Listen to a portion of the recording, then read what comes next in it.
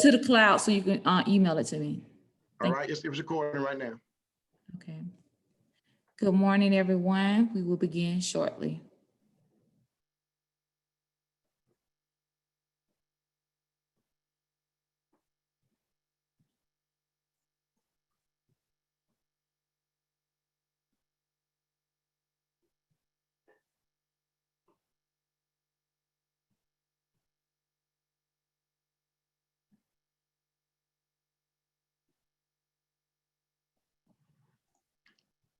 Okay, Alan Malone has just clicked in. I need to mute him. Admit him, or we'll just wait. Admit all, Marcus. Okay. Admit all, everybody? Yeah, everybody, everyone want to start listening in a second. We're starting in about 3 more minutes. Okay, I'll go ahead and admit all. Because I don't put the people going to be talking on.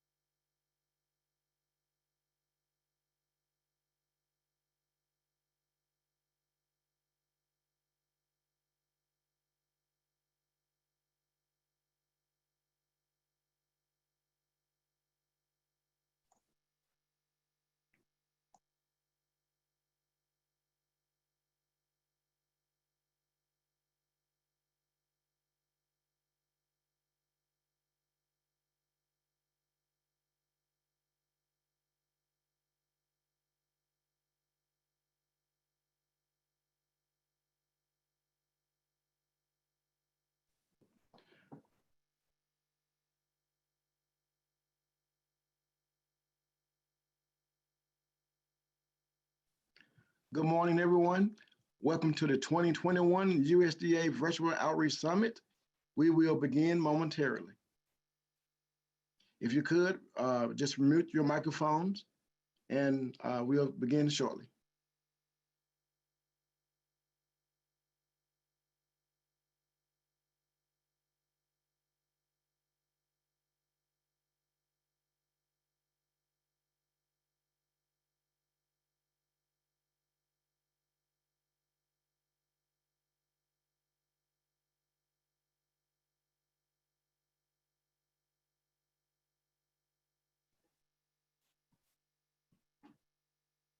Good morning, everybody. I want to welcome everybody to the Alabama 2021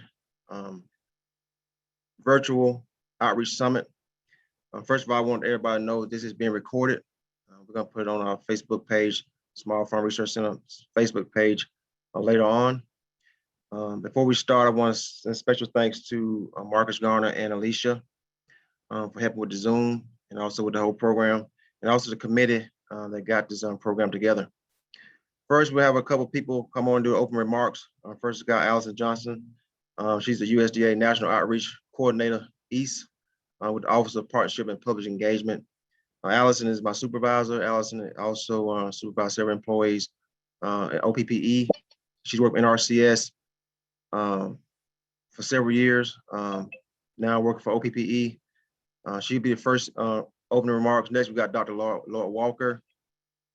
He's the dean, been the dean of College of Ag here and Life and Natural Science at A&M since 2011.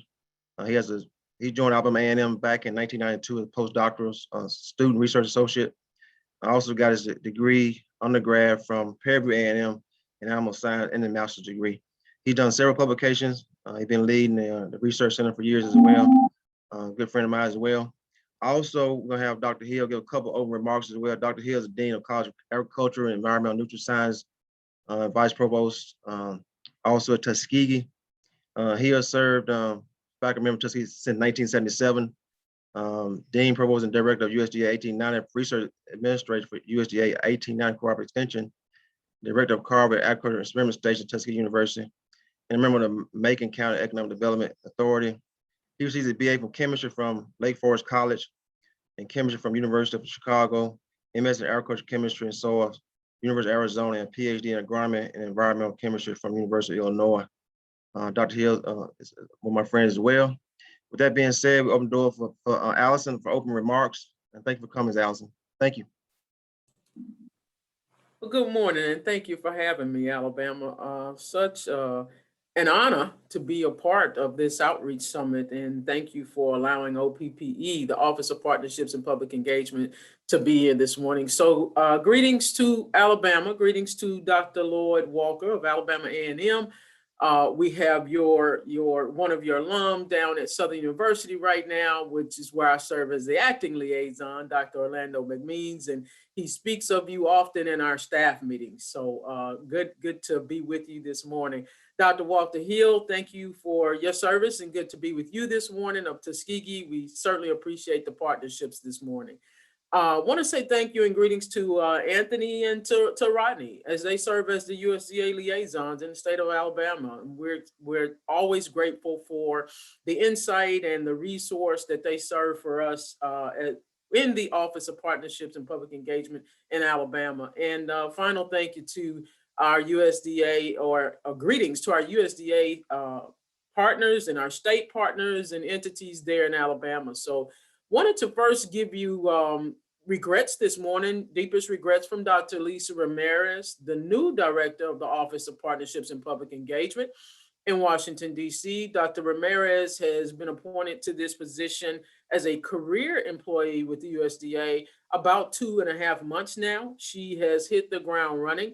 This is her first week of travel and it is jam-packed. So we just could not get it in her schedule to be able to be on the call this morning. She's actually on the ground with some farmers here in Texas, and I'll join her later this afternoon. So Dr. Ramirez, a little bit about her background. She is in Lubbock, Texas right now until we transition back into the federal offices, which will probably be in the next couple of months.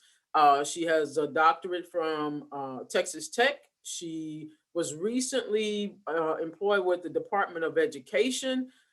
She's married, is an Army vet, and has 2 beautiful children. And I think the thing she speaks about most is her dog and her granddog. So I know she wouldn't have me say anything about her without mentioning those 2. So thank you for allowing Dr. Ramirez this time on your agenda today, and she'll certainly be with you guys soon. I will say this, she has hit the ground running. She's assessing the structure of the Office of Partnerships and Public Engagement, which needed to happen. And she's assessing the structure to ensure it meets the needs of its customers. So we're glad about that. We know that change is here and change is good. So we're looking forward to that. She has tasked my counterpart and I, Brian Zolko, is the National Outreach Coordinator for the West out in Portland. And she has tasked us with scheduling meetings with the 1890 deans and presidents the 1994 leaders, and also the Hispanic Serving Institution leaders. So those meetings will take place soon. So please stay tuned as we reach out to you all in the next few weeks. As I'm reminded on Monday mornings, every Monday morning, USDA has a vision to provide economic opportunity through innovation in helping rural America to thrive. And OPPE does this through its partnerships. OPPE is considered the outreach arm for the Secretary's office and a partner out in the field and on the ground. One of our greatest and most fulfilling purposes in OPPE, and it's certainly a passion of mine, is to serve our underserved communities by providing USDA programmatic information, resources, and technical assistance from the 14 agencies we serve. USDA liaisons on the ground serve all 14 agencies of USDA and the offices in USDA.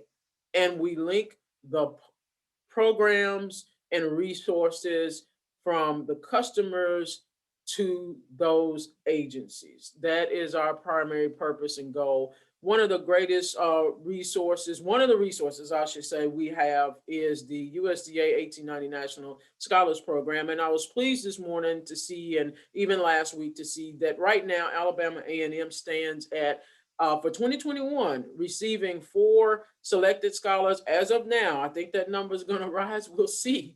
4 selected scholars, national scholars. Tuskegee has 2, and there are 2 under consideration right now in the database for Tuskegee as well. So Alabama A&M and Tuskegee University, get your purses ready for that room and board for those scholars. But we're excited to have that challenge for Alabama A&M and Tuskegee to have those students. So want to thank the USDA partners in Alabama, because we could not do half of what we do as liaisons without those partners. And we want to be real mindful and respectful of that relationship this morning. We have students interning in Alabama from a lot of the 1890s this year. They're sprinkled throughout the state of Alabama. I just found housing for one of mine in Bruton, Alabama this week. So it's exciting to see us do more and have more traction in the state of Alabama. So thank you all, NRCS, FSA, and FPAC and RD for reaching out to our underserved students and allowing them an opportunity to intern and also serve as scholars for you all.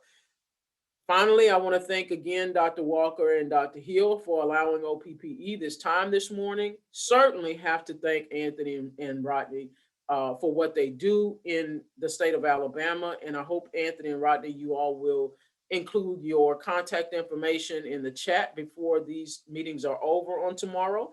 And thank you all again for allowing me to stand in for Dr. Ramirez, because I know that she really wanted to be here this morning, but I got to actually come in and speak to my friends this morning on this summit. So thank you so much. And if we can ever be of assistance, please let us know.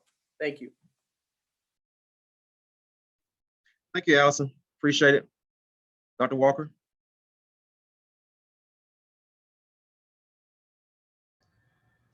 Good morning, everyone. Again, I'm Lloyd Walker, and I'm the Dean and Research Director here at for the College of Ag here at Alabama A&M University. And I just want to welcome everybody. This partnership here that I see, and I really feel it in my bones here. This partnership is growing. And it's exciting to know that we're now, such a big part of what the USDA does here, particularly here in Alabama. And I really do look forward to, this enhancement and the involvement, because for some reason, of course, we have to deal with USDA, but USDA has always been my favorite government agency anyway. So that's a good thing. I want to thank, thank you, Allison Johnson, for your kind words there. And thanks to Anthony and Rodney. Rodney, I haven't seen you in a while. This is not a good way for us to meet. I always call Rodney a good old standing here. So hopefully, Rodney, I'll see your face here today before we leave this site. But, I was very pleased to hear that we have 4 scholars involved with the scholarship program. I hope that we will have a couple more, I guess. And my good old friend here, Walter. I'm always glad when I can get more on top of you, dear buddy, because Walter is such a trooper. I learned so much from Walter. So anytime I can get a chance to have one up on him, I'm going to celebrate. Trust me. It's not very often that that happens, but when it happens, I'm going to celebrate. Don't take it personal, Walter.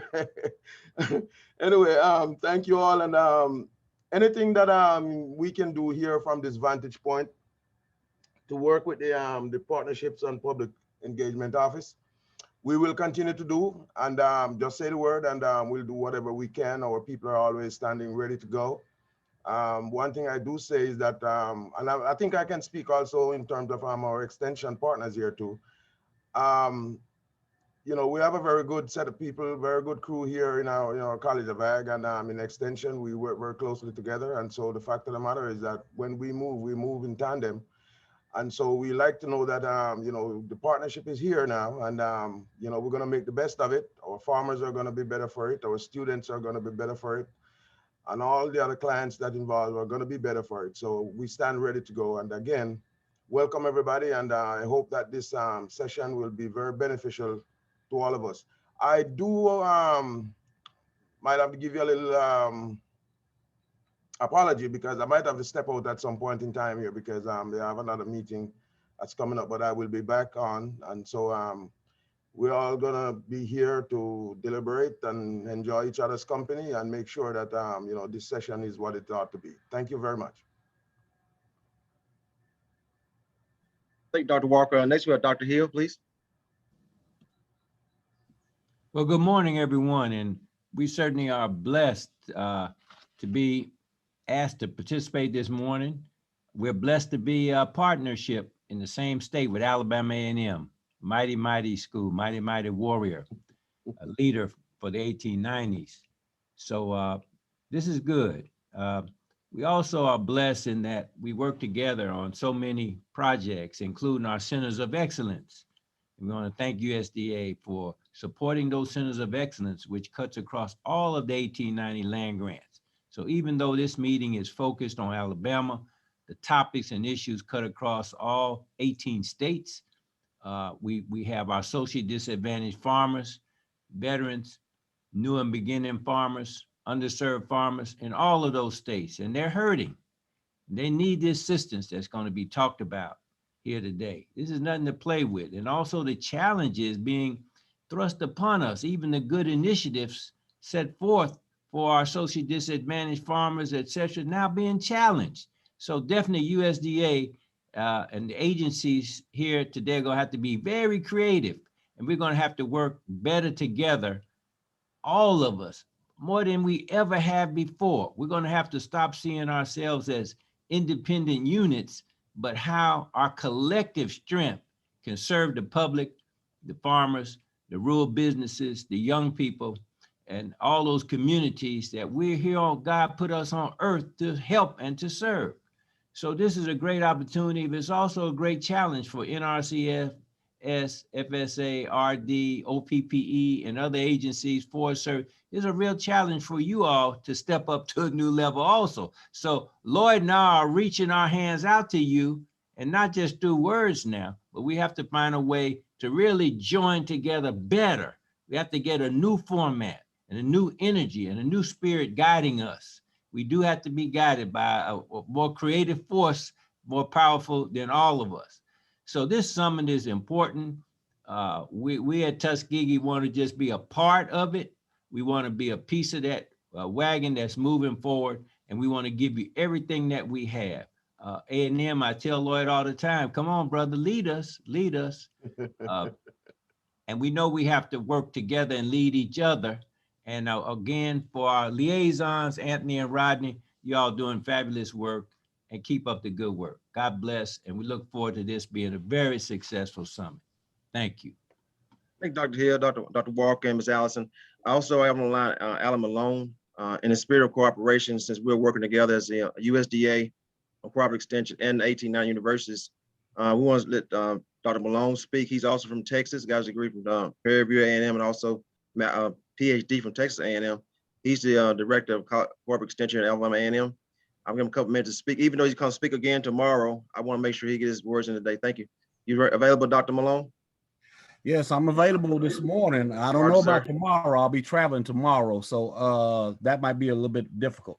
But one of the things that I've learned while being in Alabama is that being the young guy behind Dean Hill and Dean Walker, they don't leave much left for you to speak on. So when those two guys speak before you, you're in trouble. But listen, I just want to say welcome to the Virtual Outreach Summit. I sincerely appreciate the opportunity to be engaged in this conversation and be considered a partner for this particular project, and how we reach out to the citizens of the state of Alabama and our farmers and ranchers, and how we can help us to better engage with all of you. You know, as the land grant mission, you know, we serve as the extension service serves as the outreach component of the land grant mission, and we are the people that are supposed to be directly connecting with you, the farmers and ranchers in the community and in the state, to bring that research that Dr. Walker and Dr. Hill are providing on the campus, and make sure that we can share with you the valuable resources that those guys are working to build every day. So just thank you for this opportunity. I look forward to participating in the meeting in the next 2 days periodically, and just thank you and best wishes to everyone. I think Dr. Malone was a short notice. I appreciate it. I guess we're going to proceed with the rest of the program. Next, I'm turning over to Marcus to make sure that we're going to get, next going to be on the program will be Frank Cochran with NRCS. He's a program staff down in state Alabama, state staff. Frank, you on the call? You ready to roll, Frank? Yes, sir. I'll go ahead and share my screen. Roger that. Thank you.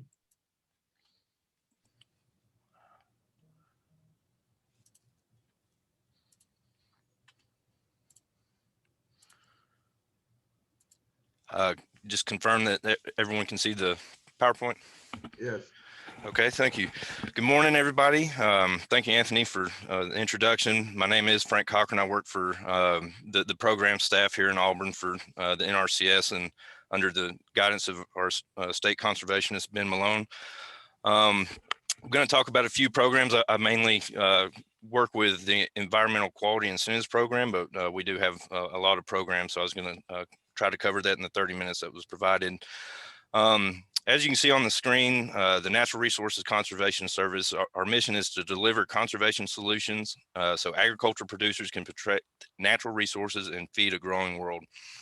That's a real strong mission that we have, and we definitely take it serious. So for those that aren't familiar with our agency, we started essentially kind of out of the Dust Bowl era.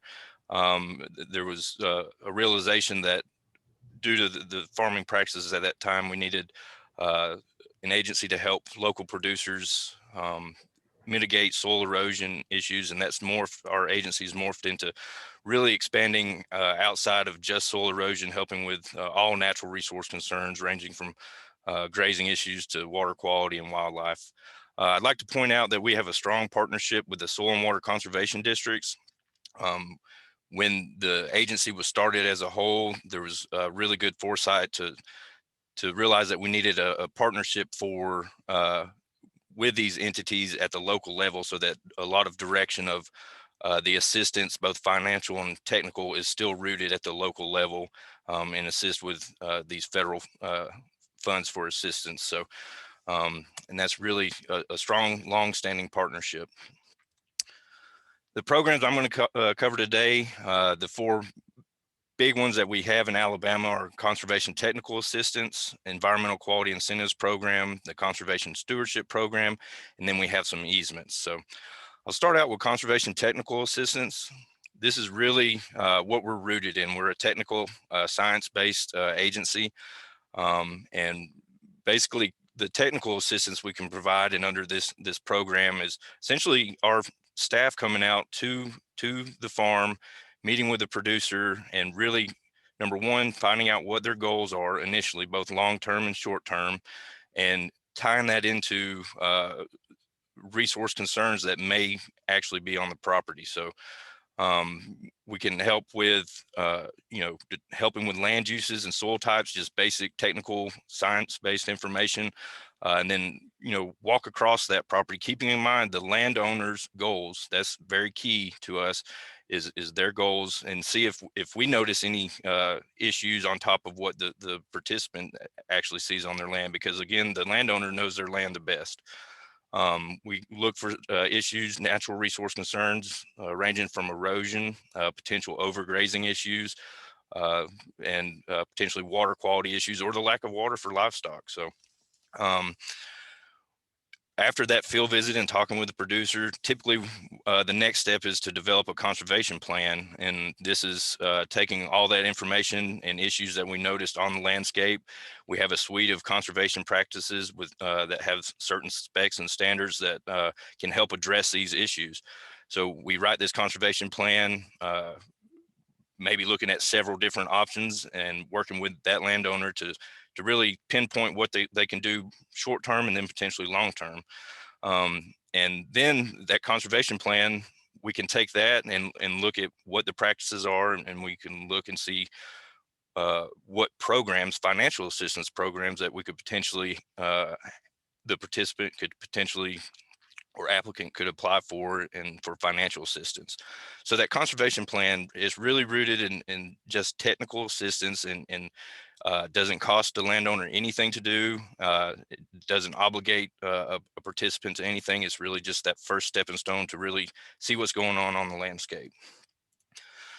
So if someone, after we've got that conservation plan and someone would like to potentially pursue financial assistance, we have several programs. Like I mentioned, I'm going to start out with EQIP, the Environmental Quality Incentives Program. Historically, this has really been our flagship program. Basically, it's provides financial assistance for to actually help with individual practices on the landscape to achieve the goals of that conservation plan. So in Alabama, we kind of group these natural resource concerns into several categories. That helps us assign money and prioritize, again, that local level. They can prioritize those issues within the county. The 5 groups in Alabama are erosion and soil quality. That's really dedicated towards cropland.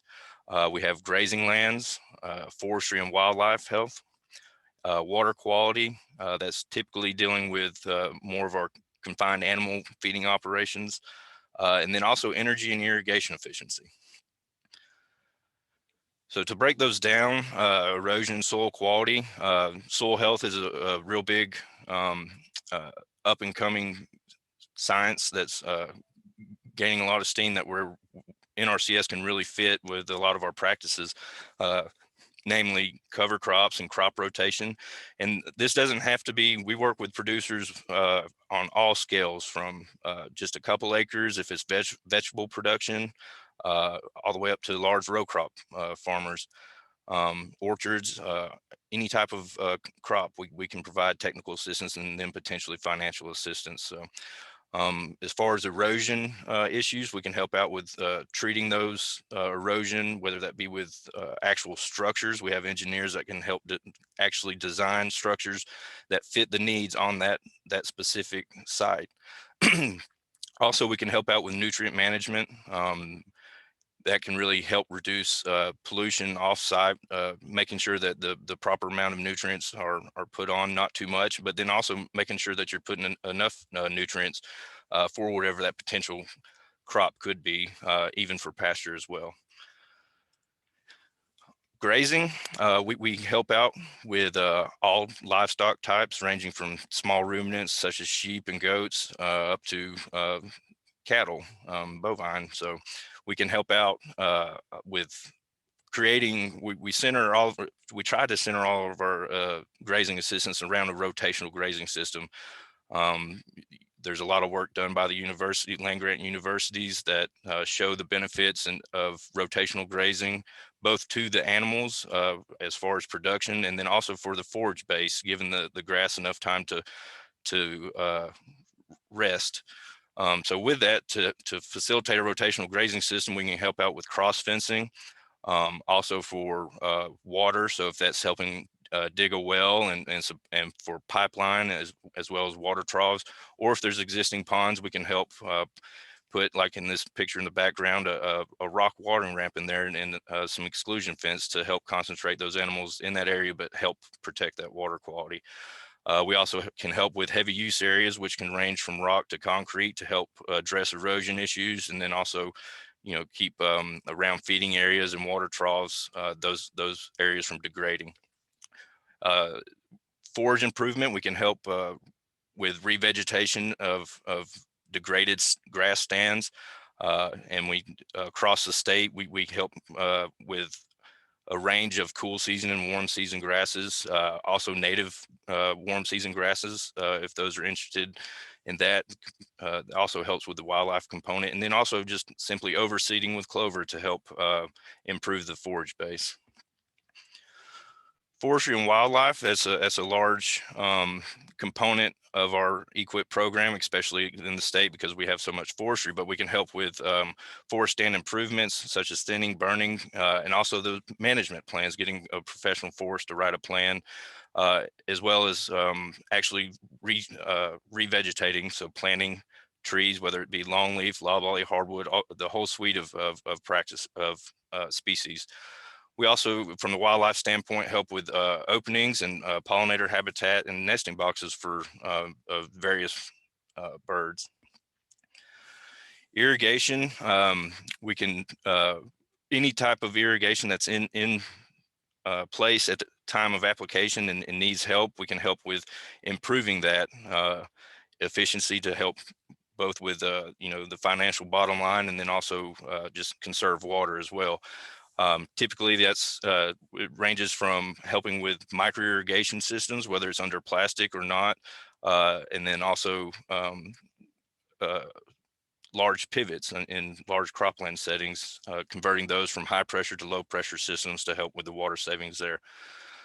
Seasonal high tunnels are also a large practice in EQIP that we can help extend the growing season and help with vegetable production. We can help cost share with the structure itself, as well as the irrigation within the high tunnel, and even plastic if that's desired within the high tunnel itself as well. Just briefly on eligibility, and this will be applicable for all the programs, the next two programs that I discuss as well, but we have to have a farm and tract number, and that's handled through our farm service agency, our sister agency. Documentation of control of the land, so the land doesn't have to be owned, but it could be leased, and typically that's handled through FSA, but if not, we have some internal forms that applicants can use. We have some Farm Bill eligibility requirements as far as AGI certification. There's a cutoff limit on the income that someone can make, as well as making sure that we're following highly erodible land and wetland conservation provisions. Within EQIP, historically underserved class receives higher payment rates for all of our practices. In Alabama, that's anticipated 90% of the cost. And just want to point out that we take applications year round. So anytime that someone walks in the office, they can sign up for all of these programs, but essentially we set batching dates. That way we can handle these applications. Moving on, there's two more programs. Again, I don't manage these, but I did want to cover these, and that's going to be the Conservation Stewardship Program as well as our easement. So Conservation Stewardship Program, we call it the acronym CSP for short. Essentially, this program rewards good stewards of the land that are currently doing good stewardship and agree to bump that level of management up a notch and get financial assistance for that in the process.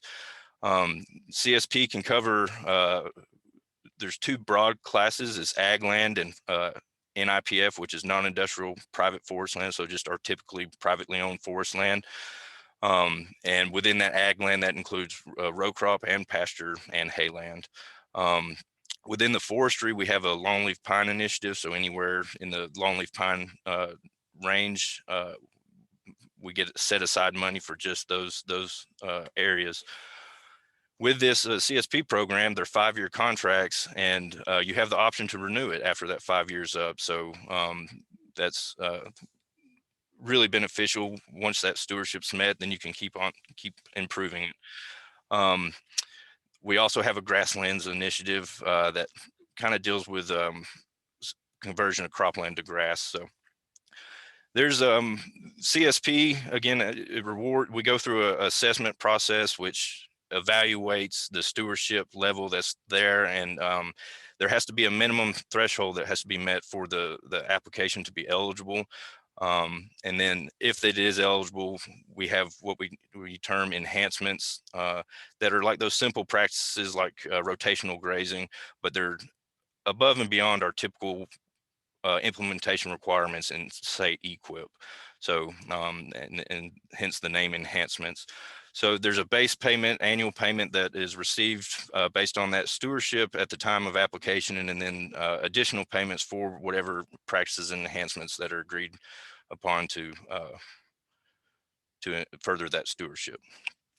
I mentioned the renewals in the new Farm Bill. This has become a competitive process, which simply means that after that initial 5-year contract is up, you decide, the participant can decide to compete for a renewal, and it goes through the same ranking process, and depending on the amount of funding that is allocated to the state that year depends on who gets funded.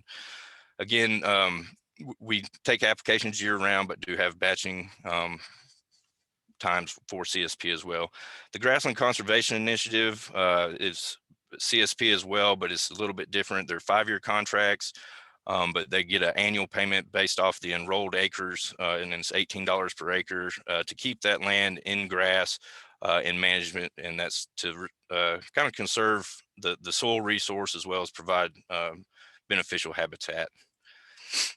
Finally, we have our agricultural conservation easement programs. ACEP is the acronym. In Alabama, there's 2 components. There's the ALE, ag land easements, and then the wetland reserve easements. The ag land easements is intended to keep farmland in production and prevent it from being converted to, say, industrial or urban areas, and maintain that farm status. We currently don't have any partners to assist that with us in the state of Alabama, but we do have the Wetland Reserve Easement Program, which helps convert prior converted cropland back to wetlands to restore that hydrology and really provide that environmental benefit across the landscape. And they're both 30-year and perpetual easements options for these wetland reserve easements. So I hope I didn't run long, and would be glad to take questions now, or I see that there will be a question and answer session later. So with that, I will stop sharing my screen. Hey, thank you, Frank. I appreciate that. Frank, however, I know you've been with NRCS for a while. I know you work with Greg Dansby, one of my classmates, and also my former supervisor. I know you did a good job. You are his build, and we appreciate you. Frank, before we get you to go, since this meeting is being recorded, can you also give contact information for Alabama A&M, not for Alabama A&M, but NRCS for state of Alabama, right quick for us? Yes. Sorry, Seco. I can. So really, so every office, every county has a office. But what I can do is provide the state office number, and we can definitely give anybody, direct them to where they need to be. And that number is 334-887-4500. And again, that's going to be the state office, and we can get that county number to whoever whenever they call. Well, thank you, Frank, because this is being recorded, so we'll make sure everybody come on, look at it later, can contact the state office. We appreciate you. We have questions at the end. Next, we're going to have, is Marcus still online? We're going to have Miss Belinda Woods and Lisa Davis from FSA, Farm Service Agency. Come on next.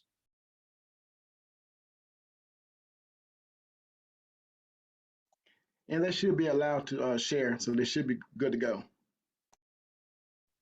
Roger that.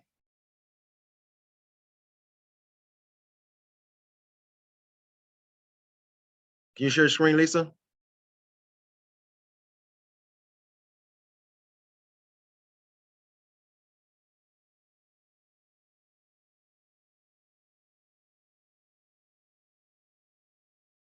Belinda, you're on still? Belinda. Yes, I'm going to share my screen. All right, thank you.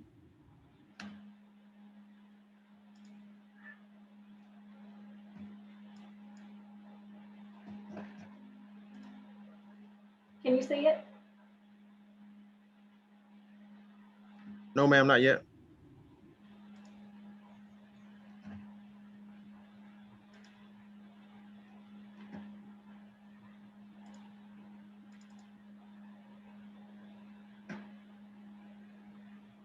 Can you see There it it now? goes. Yes, ma'am. I'm Go sorry. ahead. No, go ahead. Thank you so much. This is the first time I've done this, so I'm learning.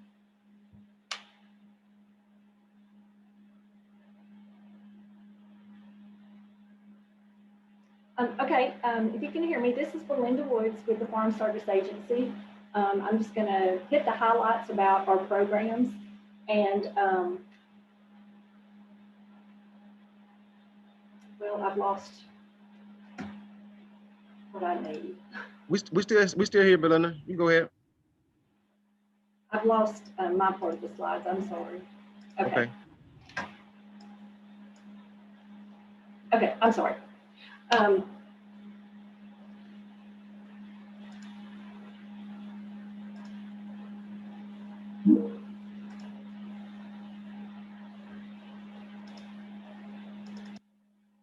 I can't get it to go to the next slide. Try the return button. That may work. Try the return button or the arrow.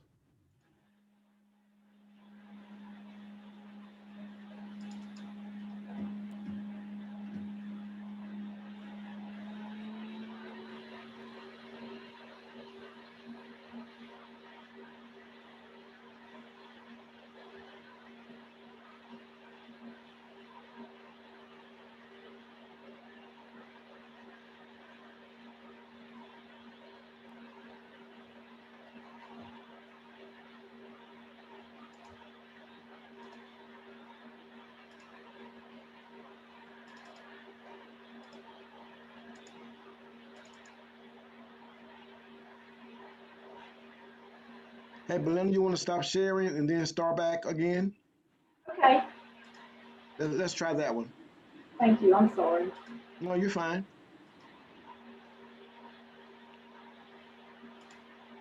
Okay, just kind of start by sharing.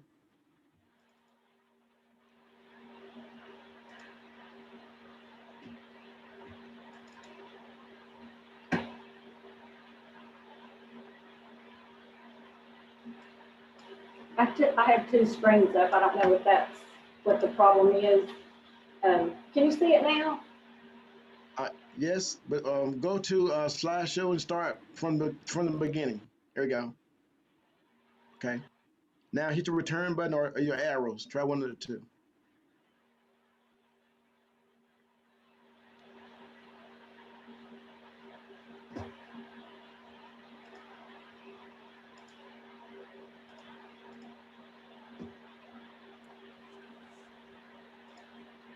Maybe the arrows in the bottom left of the screen.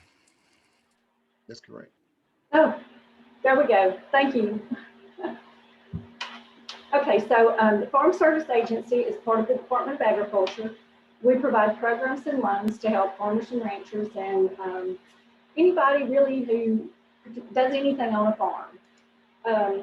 We provide safety net programs, disaster assistance, conservation programs, and loans. And Lisa Davis will speak to the loans. These are some of our safety net programs. We have agriculture risk coverage, price loss coverage. These are programs more for your row crop farmers who have bases established on their farms, and they are able to receive payments based on the crops that were planted, the planting history on the farm. We also have a dairy margin coverage, which helps the dairy producers. And unfortunately, we've lost a lot of our dairies in Alabama over the past few years. We had several dairies in the two counties that I manage, Cullman County and Morgan County. And we're down to only 3 dairies between the two counties now. And at one time we had 12 to 15 dairies. So it's been really tough for the dairy farmers in recent years. We also have marketing assistance loans and loan deficiency payments. The loan deficiency payments are based on average market prices for crops. And again, that is probably more for your row crop farmers. We have a lot of disaster programs, livestock forage program. This program kicks in when we suffer from a drought situation, lack of rain, and this program kicks in. It's based on the National Drought Monitor. It used to be the county committee could initiate the program, but now it's based on the crop rainfall data.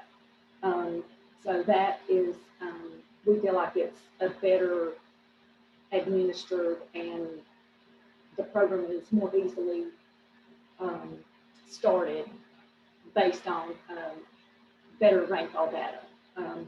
We also have the livestock indemnity program.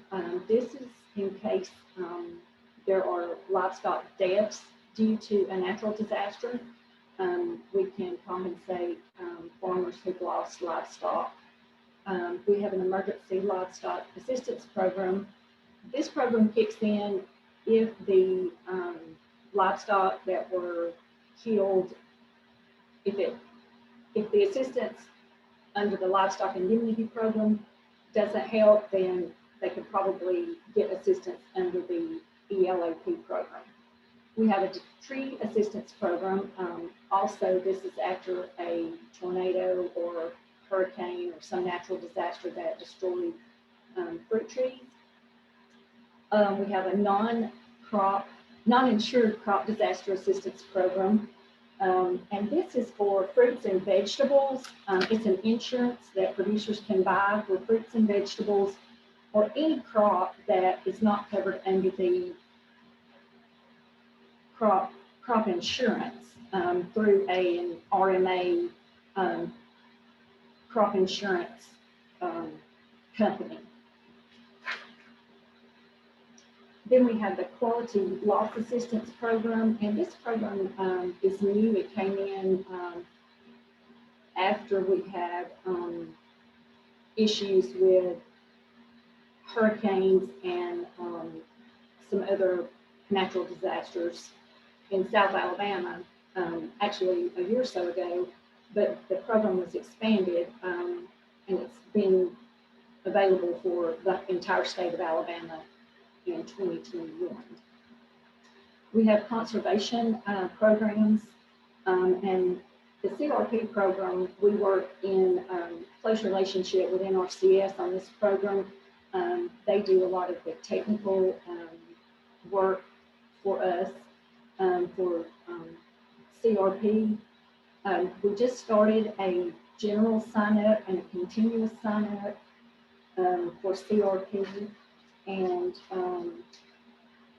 I've got the deadlines for those on a later slide.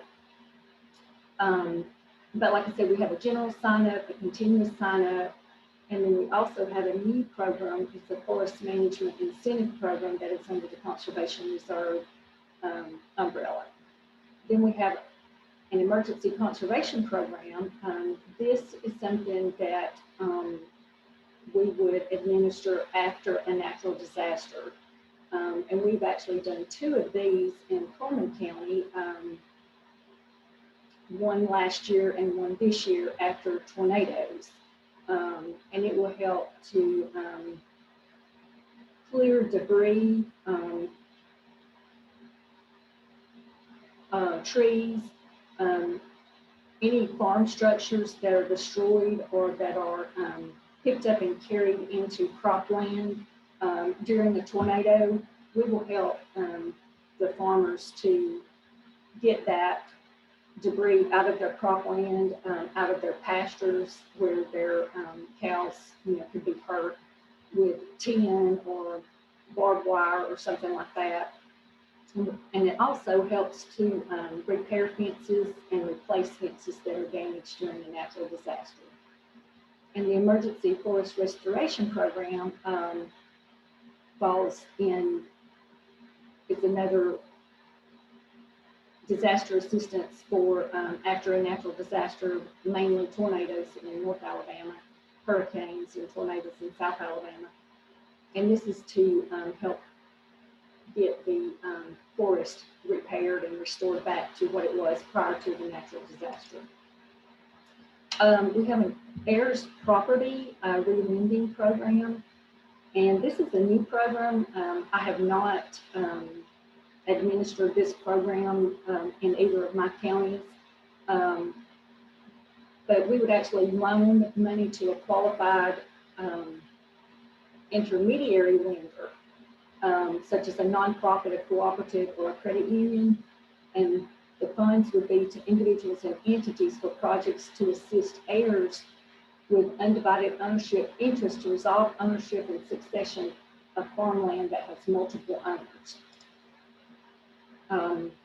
They would establish a farm number, get a court order verifying that the land meets the definition of heirs property, and or they could get a local recorder of deeds to help them with that. Because of the coronavirus, we've had a lot of programs that have been expanded or introduced. A lot of our programs that were not available online prior to the coronavirus are now available online. So pretty much anything that we need to do with our FSA or farm loan team can be done online.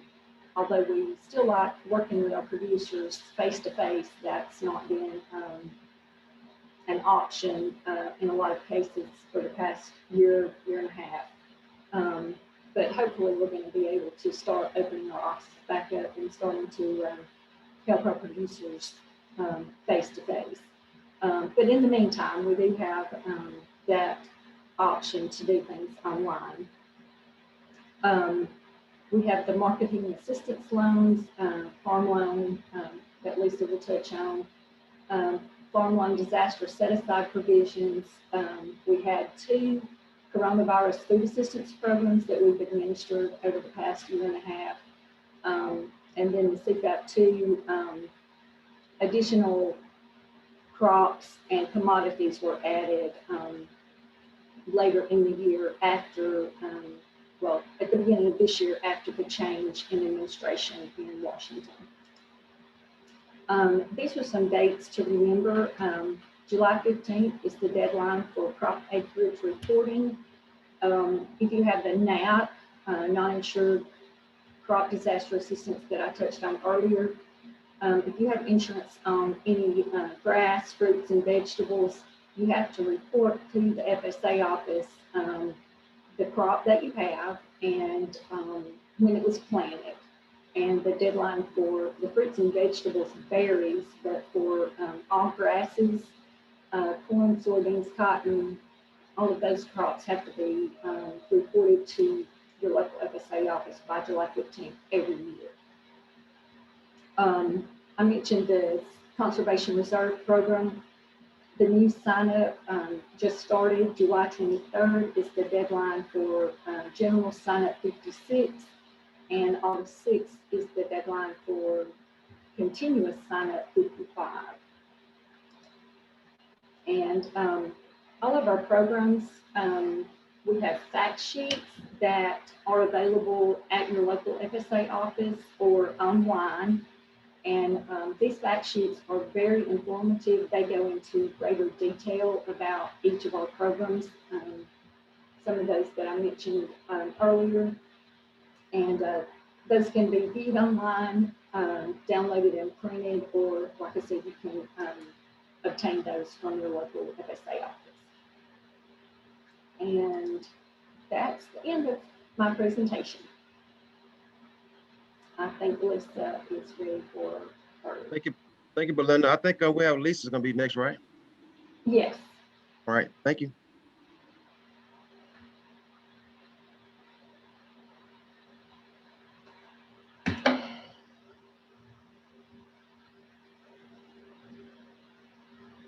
I think this is Lisa's first time to do this as well, so she may have, she may struggle as I did. No worries.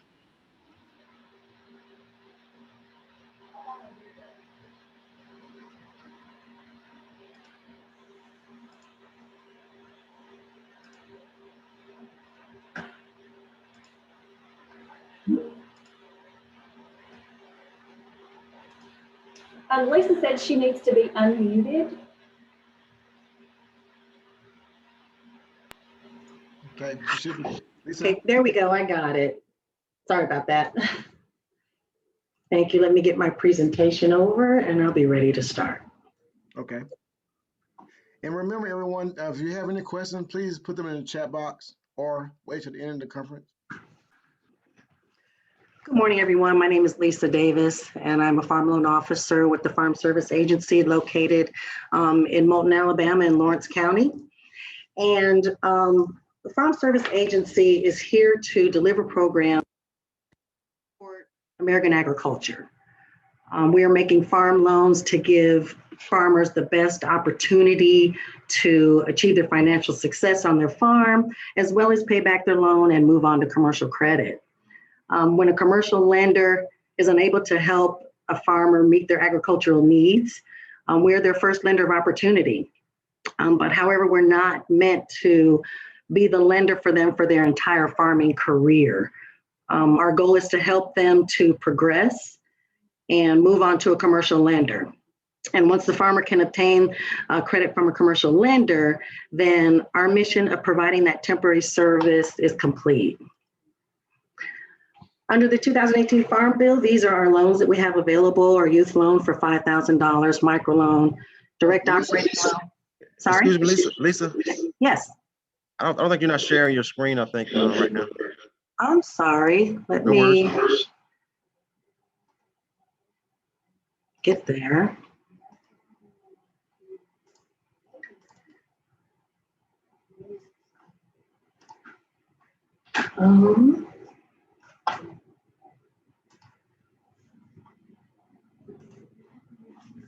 Can you see it now?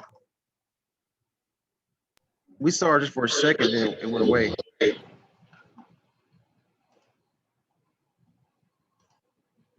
Okay, share my screen.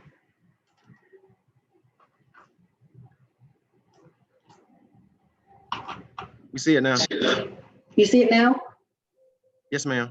Okay, great. Okay. These are type of loans under our Farm Bill, as I stated: youth loan, microloan, direct operating loan, farm ownership loan. And we have 2 guaranteed loan programs as well. FSA, we have the 5 C's of credit that we follow. We don't go by credit score. We look at the customer's credit history, how well they paid their bills. And we use the 5 C's of credit. The first is character. It speaks to the overall trustworthiness of the borrower. You know, can we trust them to reasonably pay back their loan? And will they make their payments on time? Capital, how much skin they have in the game. Are they willing to believe enough in their operation for us to invest in that loan with operation with them? The capacity, the borrower's ability to repay the loan. And we determine this by looking at the cash flow of the operation to make sure that they will be able to pay the loan back and that their payments will be made. Collateral, we need to know that we are protected in the event that the loan can't get paid back, and that the assets can be sold and used, as a backup source, a repayment, offering FSA that protection.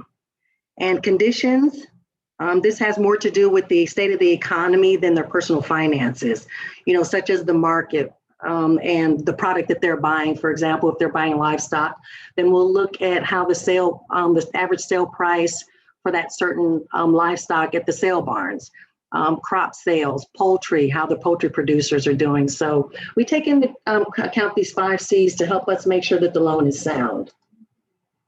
Youth loans, this is one of my favorite loans. It's for children, youth 10 to 20 years old, and it provides them with practical business and education experience. It helps them in establishing and operating a producing agricultural product. The maximum loan amount we can loan is $5,000.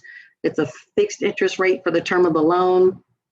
The child must be actively participating in 4-H, FFA, or similar organization. And the advisor for that organization must provide a written recommendation for the project and how they intend to help the youth. We like to have them be involved and make sure that the youth is going to be successful in their project.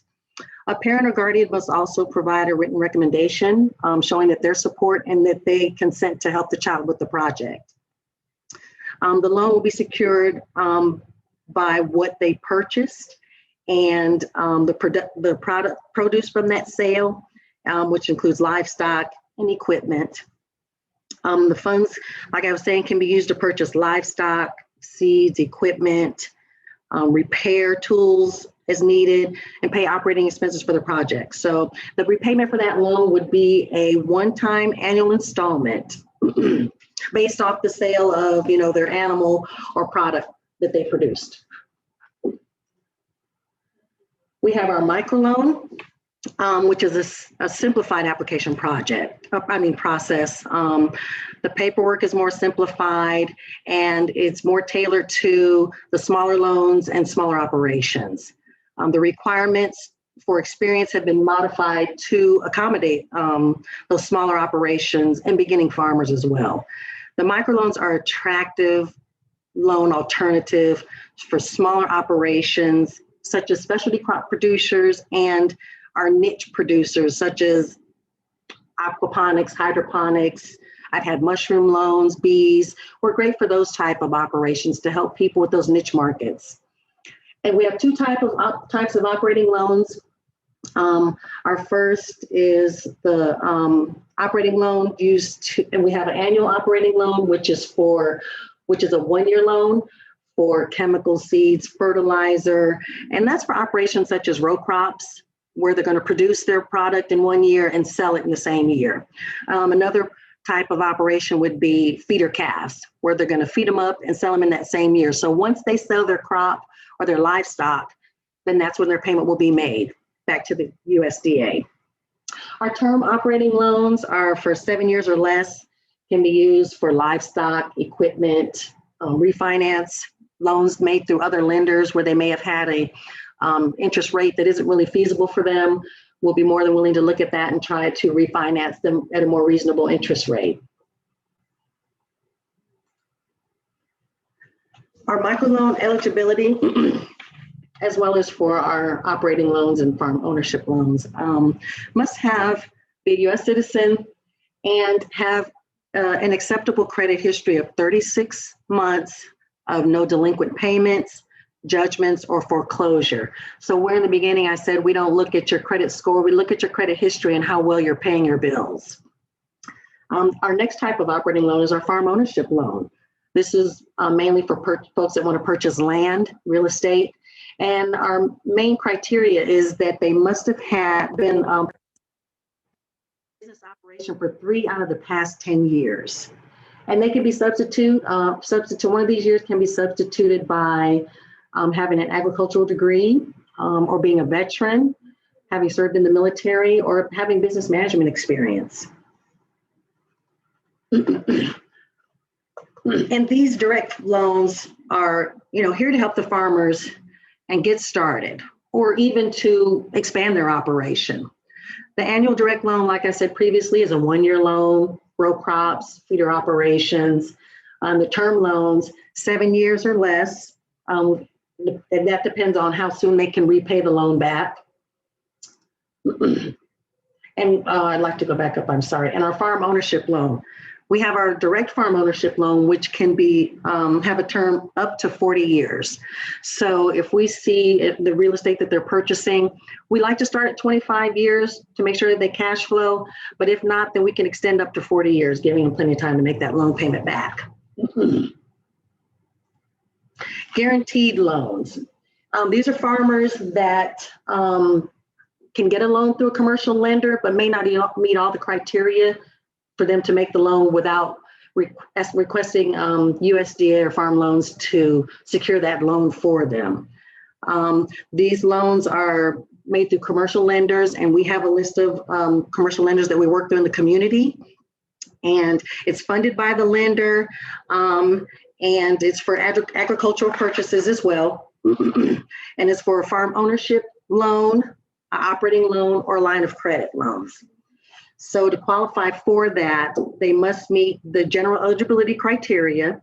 Of course, be unable to obtain the loan without a guarantee, and have a feasible plan that will work and have the collateral that's needed by the lender.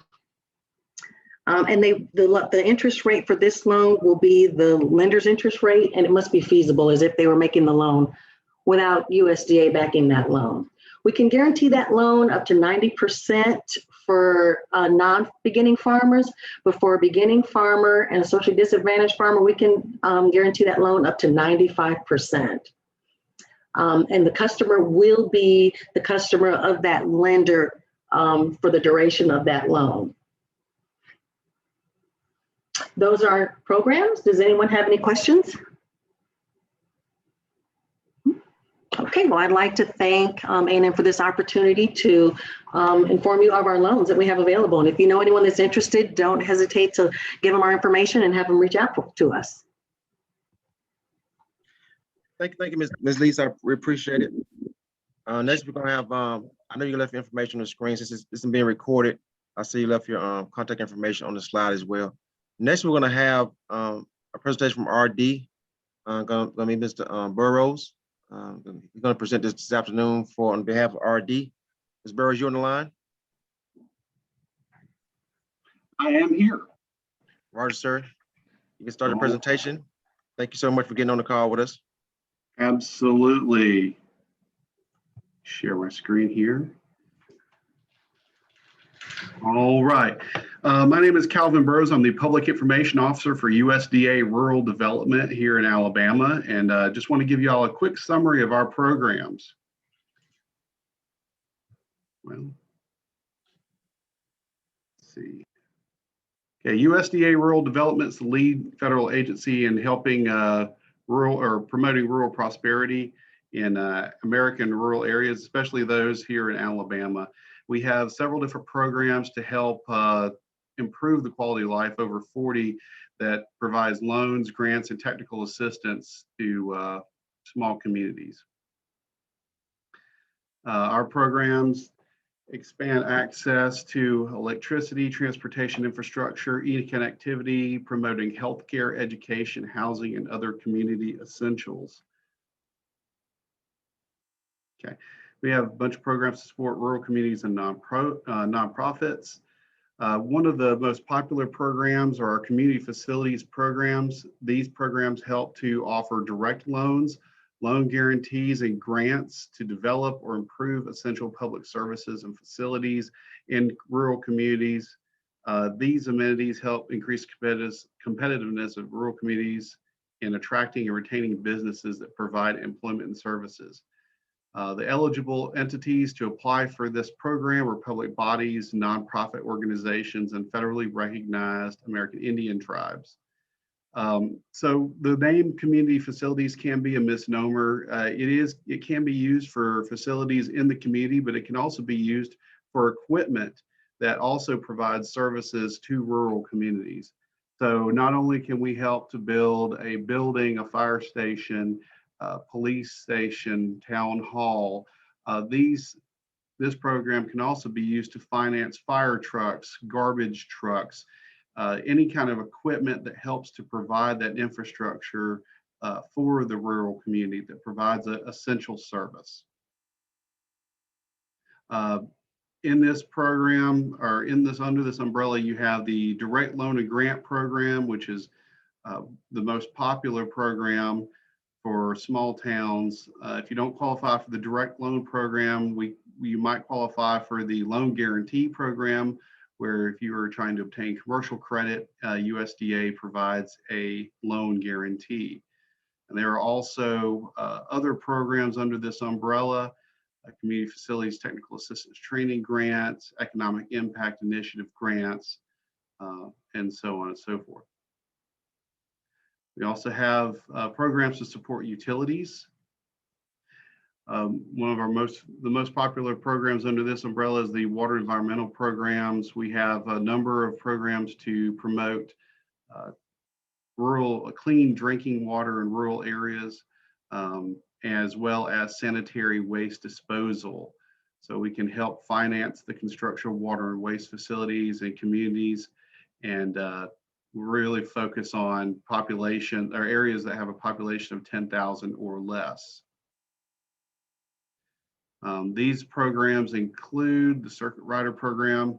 A big one is the Emergency Community Water Assistance Grant. This is where a disaster or something has occurred and is threatening water, wastewater systems. We can come in and help to either fund or to reimburse for the repairs in conjunction to responding to those disasters. So that's a really big one. Decentralized Water Systems Grant Program. We can also provide individual water, wastewater grants. So if you're trying to expand, repair, or modernize your system, we may have a program that can help you out with that.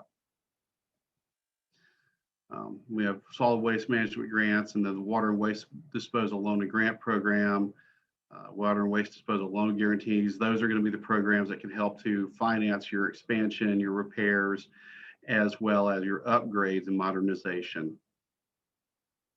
We also have programs for rural electric.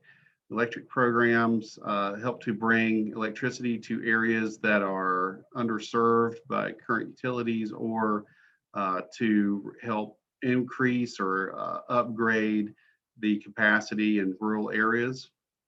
We work with utilities with these programs. Telecom, rural broadband is a very, very hot topic.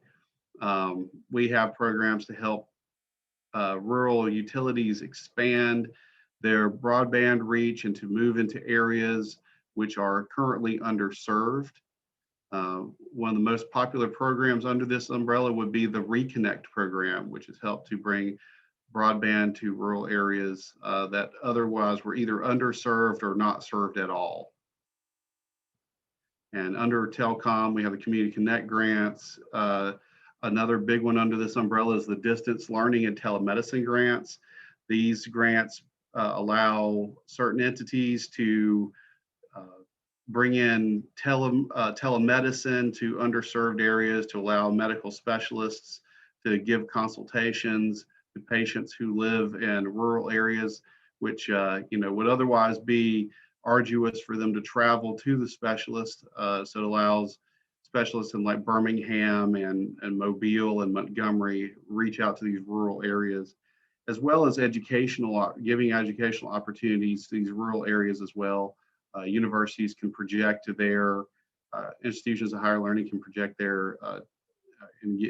their presence and offer a learning experience to folks who live in rural areas through this grant program as well. We also have programs to support businesses in rural communities. These programs work through partnerships with through the public and private community-based organizations. We can provide financial assistance, business development, and technical assistance to rural businesses, offering loans, loan guarantees, and grants. We have programs that offer those resources under this umbrella. These programs include the Business and Industry Loan Guarantee Program. That's a very well-used program. An awesome example of this program is actually the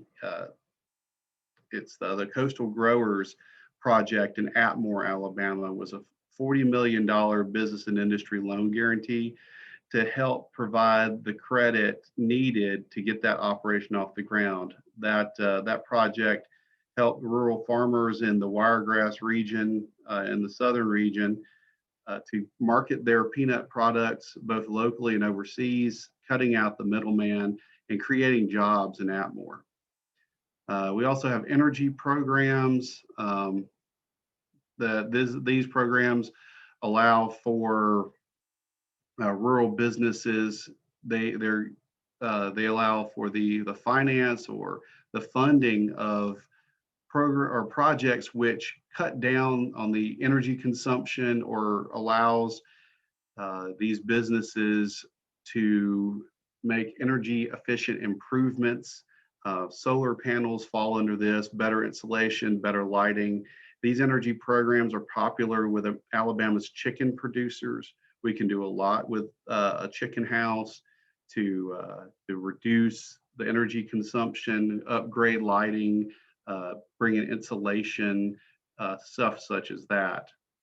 Higher Blends Infrastructure Incentive Program. This is a program that helps renewable fuel producers in Alabama and helps the endpoint gas station to upgrade their pumps and allow them to begin to sell higher blends of ethanol, renewable fuel sources. And then another big one under this one is the Rural Business Development Grant. This is a program which allows small communities, small towns, that gives them funds to attract businesses to create jobs in rural areas. Great example of this program is the Resource Fiber Project up in, I believe, Sulligent, Alabama. They were able to use a Rural Business Development Grant to bring in equipment to help attract a business to their area and to create jobs in their area. And another one under this umbrella would be the Value Added Producer Grant. This is a program which allows allows agricultural producers to cut out the middleman to market their product directly to market, or to bring their products directly to market.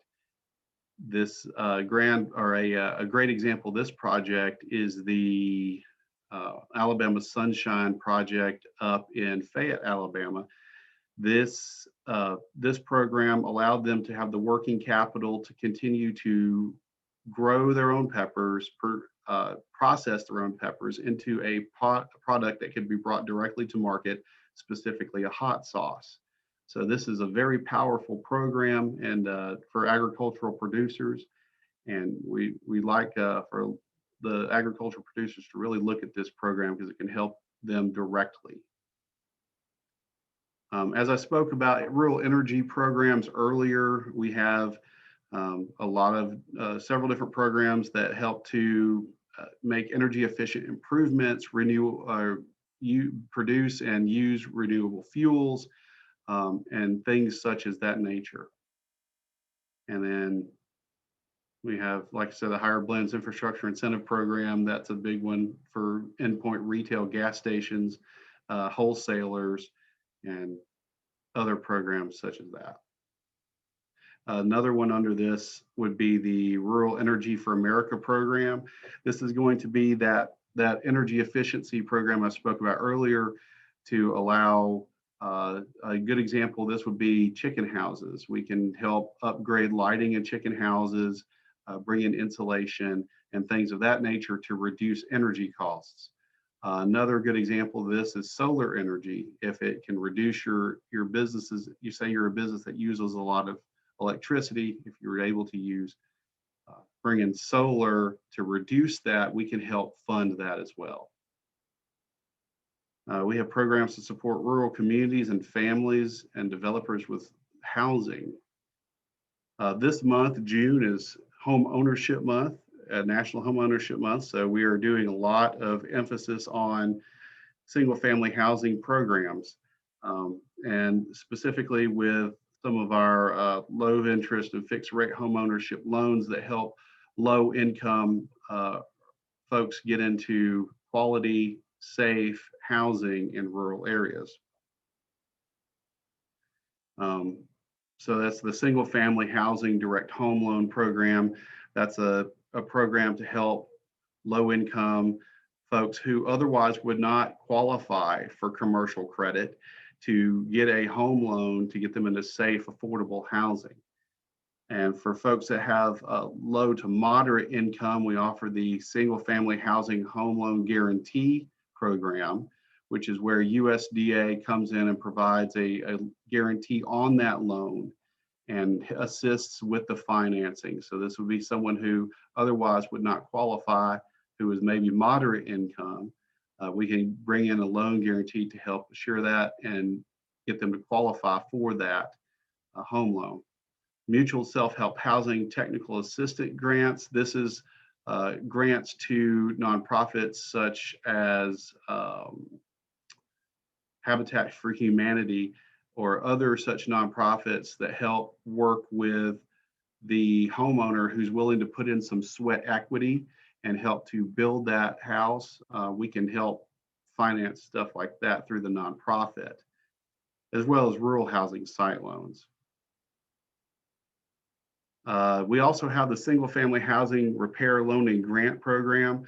This is a program that helps to provide funds to folks who are very low income or elderly to remove health or safety hazards or make otherwise needed repairs to their home modernization, improvements, accessibility improvements, things of that nature. We can help to finance through that through loans, and for elderly people, we have grants as well. This is what I was saying earlier, is we have a multitude of housing programs, but we also have housing programs for multifamily units as well. So we can provide, we can help provide rental housing in rural areas by helping to finance these projects, as long as they're geared for low income, elderly, or disabled individuals in rural areas. We also have programs to help with farm labor housing as well.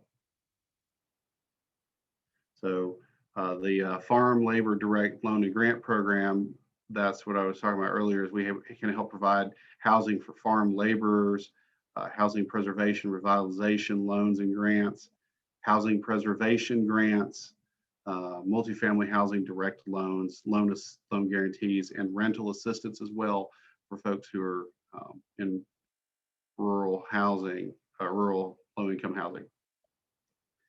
So there are, like I said earlier, there's over 40 programs under our particular agency, and there's many, many more details and many, many more programs that I really can't go into depth on, because they're so, this is such a wide range of programs that we administer. So I would highly recommend everyone to go to our website. It's rd.usda.gov/AL. That will take you to the Alabama Rural Development website. On that website, you will also find your contact information for the local area office that serves your area. That's going to be the starting point for many of your programs. We have an awesome team of specialists and technicians who are in these offices. Like I said, every county in Alabama is served by an area office, and they will be able to get you the information that you need about these particular programs. So you will find that information, the contact information for your local area office and your local area representatives, as well as more information specifically about the over 40 programs that we administer at rd.usda.gov/AL. Also, we're active on social media. Social media gives everyone a very large outreach. We really appreciate it if you were to go onto Twitter. If you are a Twitter user, or your agency or company, or someone who's associated with Twitter, you could follow our Twitter page. It's going to be @RD_Alabama. That'll be @RD_Alabama. We push a lot of information. That's our main conduit on how to get information out from the state office. So if there's something going on specifically that's for Alabama, it's going to be primarily shared there, as well as on our email list, but you'll get it on Twitter first. So if you go to @RD_Alabama and like that, we'll get you on that information train. And again, this agency, this is such a great agency with over 40 programs to help rural America. We're committed to help improve the quality of life in rural America, and especially here in Alabama. Together, America, with the rural areas and the urban areas working together, America does prosper. And that will be it, Mr. Anthony.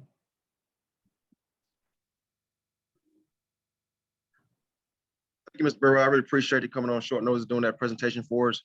And thank you for that all that good information. Like I said, they're going to be re-aired on Facebook Live with the Small Farm Research Center here on Alabama A&M University. Before we go any further and talk about tomorrow's agenda, I want to thank all the presenters for coming on and talking. about the different USDA programs and helping our rural America and also in our clientele. Before I go any further, I want to say, I know it's Ben was on the call earlier. He did State Conservation in NRCS, Alabama. Ben, you got any comments to say before we get ready to close out? Let me get my camera up there, Anthony. Yes, sir. We see you. You do see me? I'm still Yes, seeing yes, you. sir. Yes, sir. Okay. We see you.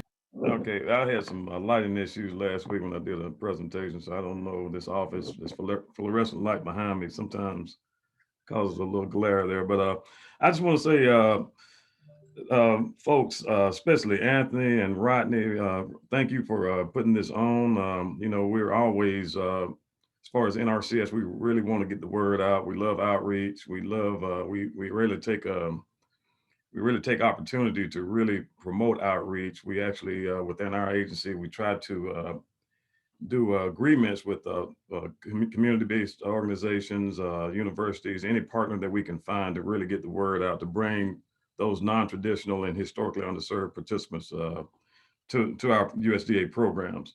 So we really appreciate this, you all doing this. Dr. Walker, Dr. Hill, appreciate your input and definitely your support for our agency.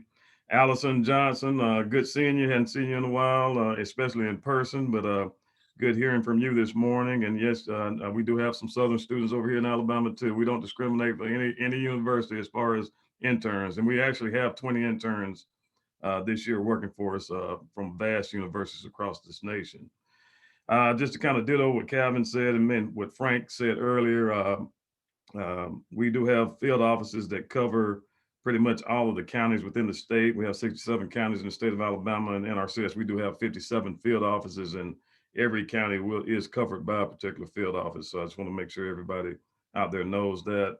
And then just once again, and I did want to just give a shout out to Dr. Hill. I did hear what you said earlier about us all coming together to make an impact in this state, and we're willing to take on that task with you and all the rest of the USDA agencies and universities. So whatever we need to do to kind of get started on and going in that direction, just let me know and we'll be at the table.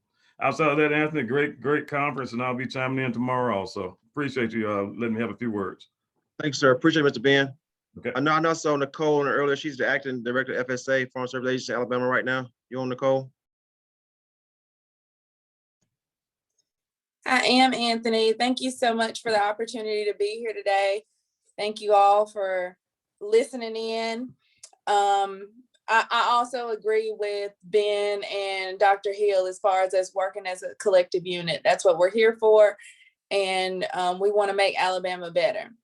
FSA has 45 offices across the state, and our goal is to provide efficient and effective programs to the producers in Alabama. Definitely, if you have any questions, as stated in the presentation, reach out to your local offices. We're here to support you and here to help. Thank you, Anthony. Thank you, Nicole. I know I saw earlier Alan Bowen come on, acting director RD. I don't know if he had to drop off or not. I know he came on for a second. You still on call, Mr. Allen? He had to drop off, I think. Yeah, he's been tasked with a bunch of stuff today, so he's probably in and out. Okay. With that being said, I'm going to talk about tomorrow's agenda for right quick before we moving in further. Tomorrow we're going to have moderator going to be Rodney Stone, liaison down in Tuskegee University. Tomorrow we're going to have corporate extension talking about financial management, CG Griffin. Also, Dr. Goldman going to be on again, talking to senior advisor for racial equity, going to talk about the FSA debt repayment program. Also, we're going to talk 11 o'clock, we're going to talk about Marcus Garner and Mr. Booker are going to talk about veterans. As you know, our veterans commit suicide at a rate of 21 per day. So Mr. Booker and Marcus with Extension Service have come with a great plan to help with PTSD. They've been doing this program for a while, and we want to try to get the word out for veterans that have been PTSD. So farmers have been known to help soldiers with PTSD and service members. So we talk about that. And last we have on Alicia Chavez, which pretty much helped me get this program up and running. She's assistant director of the Small Farm Research Center here on campus, Alabama A&M University. She does a lot of outreach. I think everyone knows her. She talked about her program, what we can do. Matter of fact, she's gonna launch this same program, be on her Facebook page. She's gonna be hosting later on this week. With that being said, Marcus, you have any questions before we close out and get ready for tomorrow? None from the chat box. None from the chat box. Okay, so well, like I said, everybody, thanks for coming on. Thanks for being a part of it. Like I said, this will be a gift that keeps on giving because it's gonna be on Facebook Live for a while, so everybody might come back and ask you questions later. So I really appreciate the help, everybody, the whole team. Look forward to seeing everybody tomorrow at 9 o'clock. Before we close out, and before I close, I complete, Dr. Walker still on the line. You want to close out, Dr. Walker? Yes, Don't I'm mind? here. You close out, Doc. Oh, okay. Well, again, I just want to express my heartfelt thank you to all the contributors today. It's quite a bit of information, and I hope that I know it's a lot for everybody to garner at this point in time. But since it's being recorded and the websites are there, I hope we'll all visit the website at some point in time to get all this information, because this is very crucial to our farmers out there. And I looked at all the information out there, and oh my goodness, I did not realize that there was all this information, that's all these different help spaces that are out there for these people to participate. So let's get that information out to our farmers so that they can take full advantage of all of those benefits. Again, thanks to all of the speakers, and thanks to Anthony, thanks to Rodney, thanks to my friend and compatriot, Dr. Hill, and Sanderson, everybody. Just thank you all for a part of this. I truly enjoyed it. And so we hope to see you again tomorrow. Thank you so much. Thank you, Dr. Walker. We appreciate that. So with that being said, we'll close out. Like, any questions, give us a call back or reach out to in the chat box tomorrow. Same place tomorrow, 9 o'clock a.m. Central Standard Time. Thanks, everybody. Have a good day. All right, bye-bye. All right.